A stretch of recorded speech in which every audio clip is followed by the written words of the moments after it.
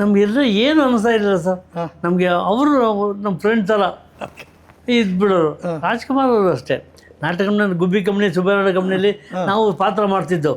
ಒಂದು ಅಂಬರೀಷನ ನಾಟಕದಲ್ಲಿ ನಾನು ಸಣ್ಣ ಮಗು ಅಲ್ವಾ, ಒಂದು ಆಹಾಕಾರ, ಅನ್ನದ ಆಹಾಕಾರ ಎತ್ಕೊಂಬರೋ ಅಣ್ಣವ್ರು ನನ್ನನ್ನು ಸುಬ್ಬರಾಯ ಕಂಪ್ನಿಯಲ್ಲಿ ಭಕ್ತ ಅಂಬರೀಷ್ ಅನ್ನೋದು ನಾಟಕ. ಹಾಗೆ ಅಲ್ಲಿಂದನೂ ಅವ್ರನ್ನ ನೋಡ್ಕೊಂಬಂದವ್ರು ನಾವು. ನಮಗೇನು ವಿಶೇಷತೆ ಅಂತ ಅನಿಸಿಲ್ಲ.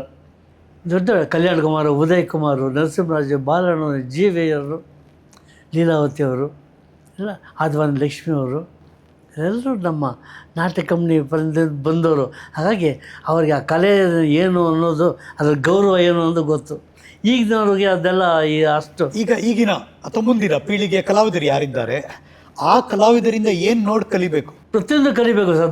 ಆಗಿನ ಕಲಾವಿದರು ಏನೇನು ಮಾಡ್ತಿದ್ರು, ಆ್ಯಕ್ಟಿಂಗ್ ಹೆಂಗೆ ಮಾಡ್ತಿದ್ರು, ಯಾವ ಥರ ಮಾತಾಡ್ತಿದ್ರು, ಡೈಲಾಗ್ ವೇರಿಯೇಷನ್ ಆಗಿ ಹಾವ ಭಾವ, ನಡಿಗೆ ಗಿಡಿಗೆ ಇದೆಲ್ಲ ನೋಡ್ಬೇಕು ಸರ್ ಇವರು. ಇನ್ನು ಈಗಿನ ಕಾಲದ ಹುಡುಗರು ಅದೆಲ್ಲ ನೋಡಿಲ್ಲ. ಏನೋ ಬಂದು ಮನಸ್ಸು ಬಂದಾಗ ಮಾಡ್ತಾರೆ, ಅದನ್ನು ಡೈರೆಕ್ಟ್ರು ಓಕೆ ಅಂತ ಒಪ್ಕೋತಾರೆ, ಕ್ಲೋಸ್, ಮುಗ್ದಾಯ್ತು.